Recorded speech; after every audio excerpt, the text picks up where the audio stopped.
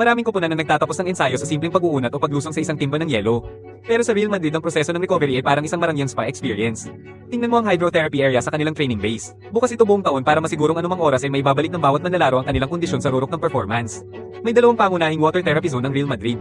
Una ang rectangular heated pool na ginagamit para sa aerobic swimming at stretching para maibsan ang pananakit ng kalamnan pagkatapos ng matinding ensayo. Pero mas misteryoso ang bilog na recovery pool kung saan nagsusuot ang mga manlalaro ng custom-made floating suit at tumatakbo sa ilalim ng malalim na tubig na nakalapat pa rin sa sahig upang magsagawa ng lakas at agility training. Ang buoyancy ng tubig ay nakababawas ng pressure sa mga kasukasuan kaya mas mabilis ang pag-recover sa low-impact environment. Nakatayo ang mga physiotherapist sa pagitan ng dalawang pool para obserbahan ng kilos at magbigay ng agarang gabay. Ngunit unang hakbang pa lang ang hydrotherapy dahil kasunod agad ang hot and cold contrast bath, kung saan nananatili ang mga manlalaro sa malamig at mainit na pool ng tig 1 hanggang 2 minuto para pasiglahin ang blood circulation bago pumasok sa high temperature sauna kung saan sila ay pawis na pawis habang nagbibisikleta upang pabilisin ang metabolism.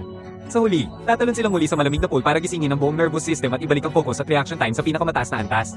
Mula hydrotherapy hanggang sauna, mula custom equipment hanggang scientific routine, ang recovery system ng Real Madrid ay parang precision machine na hindi tumitigil buong taon. Kaya hindi nakapagtataka kung bakit kaya nilang manatiling world class kahit sa pinakamahaba at pinakamalupit na season.